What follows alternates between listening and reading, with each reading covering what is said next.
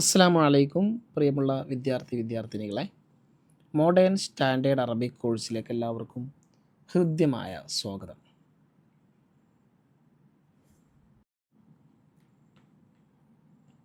എന്താണ് modern standard Arabic? അതായത് നമ്മൾ മോഡേൺ അറബിക് എന്ന് വിളിക്കുന്ന MSA എന്ന ചുരുക്കപ്പേരിൽ അറിയപ്പെടുന്ന മോഡേൺ സ്റ്റാൻഡേർഡ് അറബിക് എന്നാൽ എന്താണ്? മോഡേൺ സ്റ്റാൻഡേർഡ് അറബിക് എന്ന് പറഞ്ഞാൽ ക്ലാസിക്കൽ അറബി, അതായത് ഖുർആനിൻ്റെ ഭാഷയായ ക്ലാസിക്കൽ അറബിയുടെ ആധുനികവൽക്കരിക്കപ്പെട്ട രൂപമാണ്. അൽ ഹദീസ എന്നൊക്കെ പറയും. അതായത് പഴയ കാലത്തുള്ള കവിതകൾ, ക്ലാസിക്കൽ ലിറ്ററേച്ചർ, ഖുർആൻ, ഇതിൻ്റെയൊക്കെ ഭാഷയാണ് ക്ലാസിക്കൽ അറബി. ഇതിൻ്റെ ആധുനികവൽക്കരിക്കപ്പെട്ട രൂപഭേദമാണ് മോഡേൺ സ്റ്റാൻഡേർഡ് അറബിക് എന്നാൽ.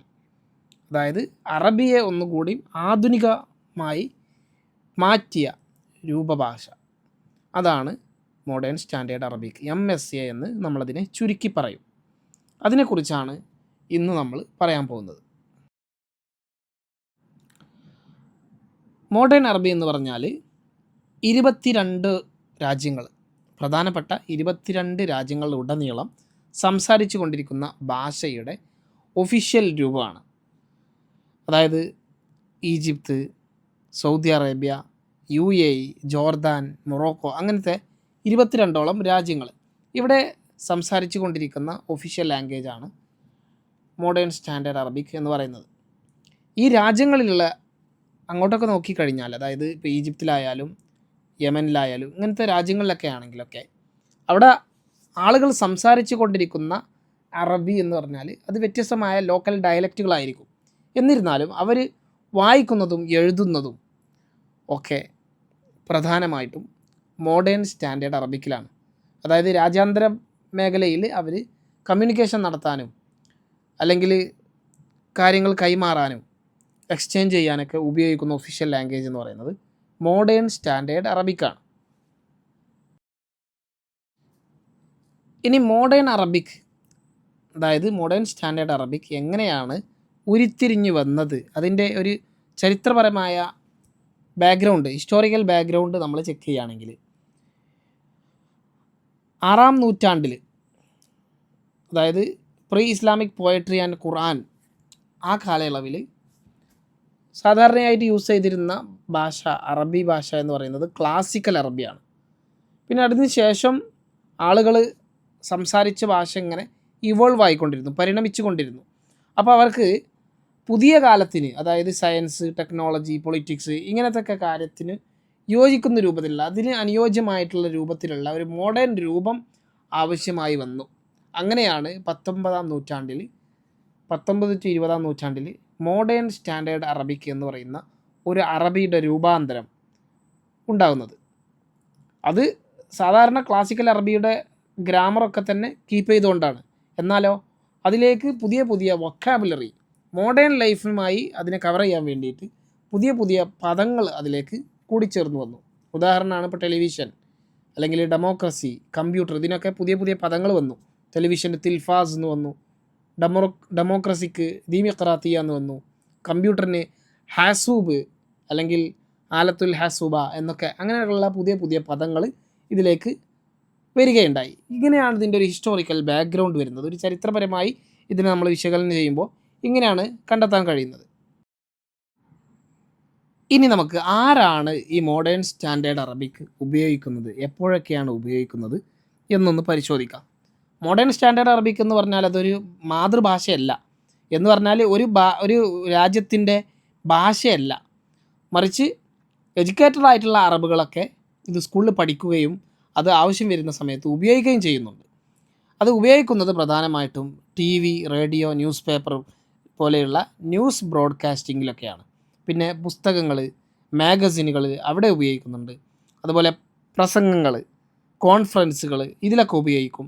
അതുപോലെ എഡ്യൂക്കേഷണൽ വിഭാഗത്തിൽ അക്കാദമിക് റൈറ്റിങ്ങുകളിൽ ഒക്കെ ഉപയോഗിക്കും. അതുപോലെ തന്നെ ഒഫീഷ്യൽ ലെറ്ററുകൾ, ഗവൺമെൻറ്റിൻ്റെ പേപ്പറുകൾ, അതുപോലെ മതപരമായിട്ടുള്ള പ്രസംഗങ്ങൾ, സെർമൺസ്, അതിലൊക്കെ യൂസ് ചെയ്യും. പിന്നെ അത് യൂസ് ചെയ്യാത്ത സ്ഥലങ്ങളുണ്ട്. കാഷ്വലായിട്ടുള്ള സാധാരണയുള്ള ഡെയിലി കോൺവെർസേഷൻസ്, നമ്മൾ സംസാരിക്കുന്ന കമ്മ്യൂണിക്കേഷനിലൊക്കെ അത് ഉപയോഗിക്കില്ല. അതുപോലെ ഫാമിലി പരമായിട്ടുള്ള ഡിസ്കഷൻസ് നടക്കുമ്പോൾ അവിടെ ഇതൊരു ഫോമൽ ലാംഗ്വേജ് ആണല്ലോ, ഒരു ഒഫീഷ്യൽ, ഒരു കുറച്ചും കൂടെ പരിപോഷിപ്പിക്കപ്പെട്ട ഒരു ലാംഗ്വേജ് ആണ്. അതുകൊണ്ട് അത് ഫാമിലി ഡിസ്കഷനിലൊന്നും ഉപയോഗിക്കില്ല. അതുപോലെ സ്ട്രീറ്റ് ടോക്കിൽ, അതുപോലെ സോഷ്യൽ മീഡിയ ചാറ്റുകളിൽ ഇവിടെ ഒന്നും ഇത് ഉപയോഗിക്കില്ല. അതായത് ഇത് ഉപയോഗിക്കുന്നത് ഫോമലായിട്ടുള്ള കാര്യങ്ങളിൽ, broadcasting, books, magazines, speeches, education rating, അത് അക്കാദമിക് റേറ്റിംഗ്, ഒഫീഷ്യൽ ലെറ്റേഴ്സ്, ഗവൺമെൻറ്റിൻ്റെ പേപ്പറുകൾ, ഇങ്ങനത്തെ ഒക്കെ മേഖലകളിലാണ് മോഡേൺ സ്റ്റാൻഡേർഡ് അറബിക്ക് പ്രധാനമായിട്ടും യൂസ് ചെയ്യുന്നത്. മോഡേൺ അറബിക്കിനെ കുറിച്ച് ഏകദേശം നിങ്ങൾക്ക് മനസ്സിലായിട്ടുണ്ടാവും. അതായത് മോഡേൺ അറബി എന്ന് പറഞ്ഞാൽ പഴയ ക്ലാസിക്കൽ അറബിയുടെ ഒരു മോഡേണൈസ്ഡ് ഫോമാണ് മോഡേൺ സ്റ്റാൻഡേർഡ് അറബിക് എന്ന് പറഞ്ഞാൽ. അതിനെ നമ്മൾ ചുരുക്കി MSA എന്ന് വിളിക്കും.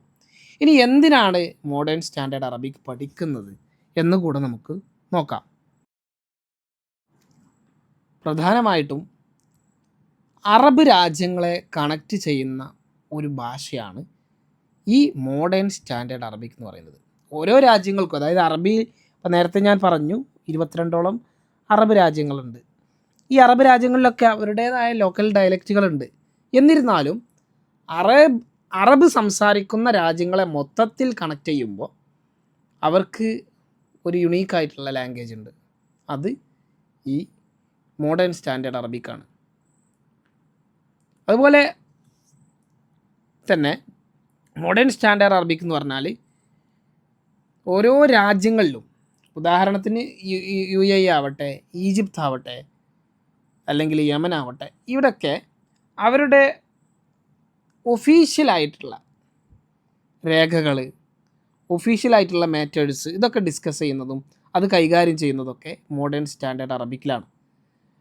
ആളുകൾ അവിടെ വീട്ടിൽ സംസാരിക്കുന്ന സമയത്തോ അല്ലെങ്കിൽ ഒഫീഷ്യലായിട്ടല്ലാത്ത സംസാരങ്ങൾ സംസാരിക്കുമ്പോഴോ, സ്ട്രീറ്റ് ടോക്കുകൾ, നേരത്തെ പറഞ്ഞതുപോലെ സ്ട്രീറ്റ് ടോക്കിലോ കമ്മ്യൂണിക്കേഷനിലോ സോഷ്യൽ മീഡിയ ഇൻ്റർവ്യൂസ്, അങ്ങനത്തെ കാര്യങ്ങളിലൊക്കെ പ്രധാനമായിട്ടും യൂസ് ചെയ്യുന്നത് പലപ്പോഴും അവരുടെ ലോക്കൽ ഡയലക്റ്റുകളാണ്.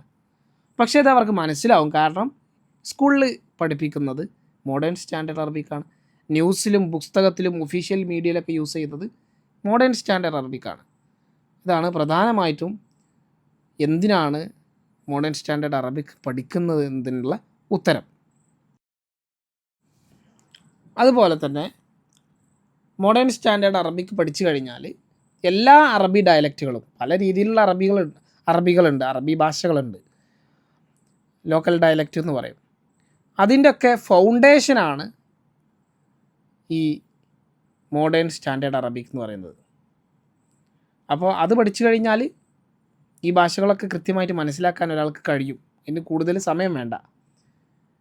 ഇപ്പോൾ ഉദാഹരണം പറഞ്ഞു കഴിഞ്ഞാൽ, നമ്മൾ സ്റ്റാൻഡേർഡ് ഇംഗ്ലീഷ് പഠിച്ചാൽ നമുക്കതിൻ്റെ സ്ലാങ്ങും ആക്സൻറ്റും ഒക്കെ നമുക്ക് കൃത്യമായിട്ട് മനസ്സിലാക്കാൻ കഴിയും. എന്നതുപോലെ മോഡേൺ സ്റ്റാൻഡേർഡ് അറബിക് പഠിച്ചു കഴിഞ്ഞാൽ ഏകദേശം എല്ലാ രാജ്യങ്ങളിലും സംസാരിക്കുന്ന അറബി ഭാഷകൾ, അതിൻ്റെ ഏകദേശം എല്ലാം നമുക്ക് മനസ്സിലാക്കാൻ കഴിയും.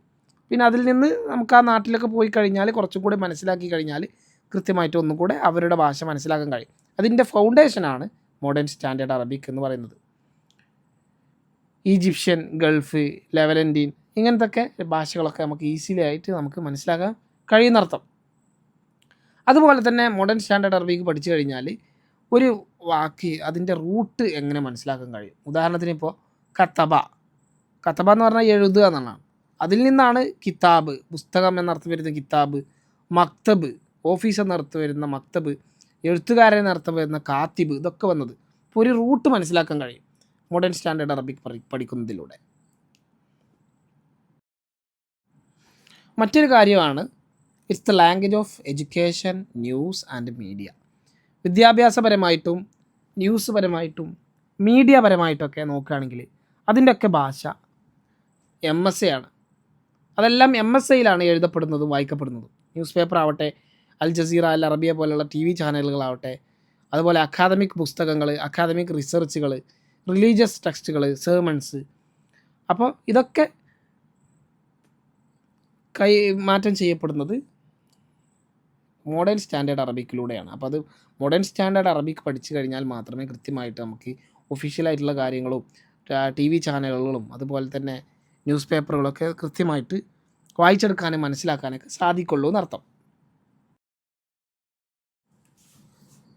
മറ്റൊരു പ്രധാനപ്പെട്ട കാര്യമാണ് ഒരുപാട് തൊഴിൽ മേഖലകളിലേക്കും അതുപോലെ ബിസിനസ് അവസരങ്ങളിലേക്കും മോഡേൺ സ്റ്റാൻഡേർഡ് അറബിക് പഠിച്ചു കഴിഞ്ഞാൽ വാതിലുകൾ തുറക്കപ്പെടും എന്നുള്ളത്. അറബിക് ഭാഷ എന്ന് പറഞ്ഞാൽ നമുക്ക് എല്ലാവർക്കും അറിയാം, UN അംഗീകരിച്ച UNൻ്റെ ഒഫീഷ്യലായിട്ടുള്ള 6 ഭാഷകളിലൊരു ഭാഷയാണ്. അതുപോലെ വളരെയധികം ഹൈ ഡിമാൻഡുള്ള ഗ്ലോബൽ ലാംഗ്വേജാണ്, ആഗോള ഭാഷയാണ്. അപ്പോൾ അറബിക് ഭാഷ പഠിച്ചു കഴിഞ്ഞാൽ, അതായത് മോഡേൺ സ്റ്റാൻഡേർഡ് അറബിക് പഠിച്ചു കഴിഞ്ഞാൽ ട്രാൻസ്ലേഷൻ ആൻഡ് ഇൻ്റർപ്രിറ്റേഷൻ, അതുപോലെ education and teaching, journalism and media, international business and diplomacy, tourism and cultural exchange, ഇങ്ങനത്തെ മേഖലകളിലേക്കൊക്കെ എത്തിപ്പെടാൻ ഒരുപാട് സാധ്യതകളുണ്ട്. അതുകൊണ്ട് തന്നെ വലിയൊരു ജോലി സാധ്യത അല്ലെങ്കിൽ ഒരു തൊഴിൽ മേഖലയിലേക്കുള്ള വാതായനം കൂടിയാണ് മോഡേൺ സ്റ്റാൻഡേർഡ് അറബിക് പറയുന്നത്. അപ്പോൾ മോഡേൺ സ്റ്റാൻഡേർഡ് അറബിക് എന്ന് പറഞ്ഞാൽ ഒരു ചെറിയ കാര്യമല്ല. അത് പഠിച്ചു കഴിഞ്ഞാൽ ഒരുപാട് അവസരങ്ങൾ നമുക്ക് മുമ്പിലുണ്ട്. പക്ഷെ പല ആളുകൾക്കും മോഡേൺ സ്റ്റാൻഡേർഡ് അറബിക് അറിയുകയില്ല എന്നുള്ളതാണ് യാഥാർത്ഥ്യം. അവർക്ക് വേണ്ടിയാണ് ഈ ഒരു modern standard Arabic free course നമ്മൾ കോൺടാക്റ്റ് ചെയ്യുന്നത്. അപ്പോൾ നിങ്ങളെല്ലാവരും ഈ കോഴ്സിൻ്റെ അവസാനം വരെ പരിപൂർണമായിട്ട് പഠിക്കുക. ഈ കോഴ്സിൽ ഒരുപാട് കാര്യങ്ങൾ നിങ്ങൾക്ക് പഠിക്കാൻ കഴിയും. ഒരുപാട് ഒഫീഷ്യൽ മേഖലകളുമായി ബന്ധപ്പെട്ട ഒരുപാട് കാര്യങ്ങളുണ്ട്. കോണ്ടെക്സ്ച്വൽ അറബിക് ഉണ്ട്, അതുപോലെ ഡോക്യുമെൻറ്റ്സ് ഉണ്ട്, ട്രാൻസ്ലേഷൻ ഉണ്ട്. ഇതെല്ലാം നിങ്ങൾക്ക് കൃത്യമായിട്ട് ഈ കോഴ്സിലൂടെ മനസ്സിലാക്കാൻ സാധിക്കും. അതുകൊണ്ട് നമുക്ക് എല്ലാവർക്കും ഒന്നിച്ചിരുന്ന് പഠിക്കാം. നിങ്ങളെല്ലാവരെയും ഒന്നുകൂടെ ഈ കോഴ്സിലേക്ക് ഹൃദ്യമായി ഞാൻ സ്വാഗതം ചെയ്യുന്നു.